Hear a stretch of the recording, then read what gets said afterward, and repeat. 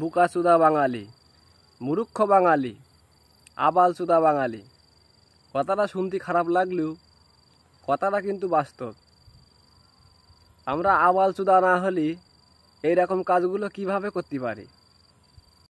2024 সালে শেখ হাসিনা ক্ষমতায় থাকতে তাকে পতন করানোর জন্যে আমাদের প্রবাসী ভাইরা রেমিটেন্স শটডাউন দিয়ে কী লাভ হইল? পতন তারই হয়েছে, কিন্তু প্রবাসীদের কোনো লাভ হয়নি।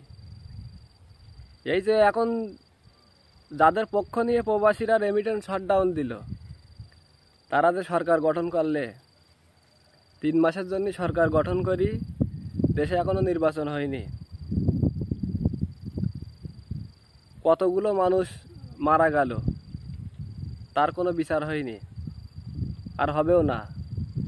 তারপরে প্রবাসীদের বিশাল একটা লাভ হয়েছে। লাভটা হইল, আগে তো ফোন টোন নিয়ে গেলি টাকা পয়সা দেওয়া লাগতো না, ভ্যাট দেওয়া লাগতো না। আর এখন একটা ফোন নিয়ে যাতে গেলি মোটা অঙ্কের টাকা ভ্যাট দিতে হবে। এটাই প্রবাসীদের উপকার হয়েছে, খুব ভালো হয়েছে, খুব খুশি হইলাম। দেশের সরকারের আইন দেখি খুব খুশি হইলাম।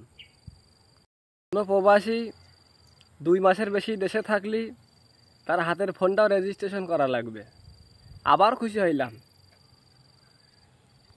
তো প্রবাসী ভাইদের উদ্দেশ্যে বলছি, কী লাভ ভাইয়া, কী লাভ রেমিটেন্স শটডাউন দিয়ে?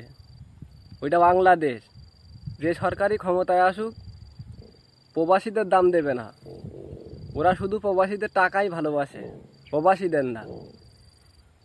তাই রেমিটেন্স বন্ধ করি কোনো লাভ নাই।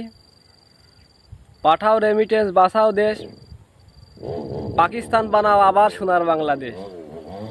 বোঝেগা?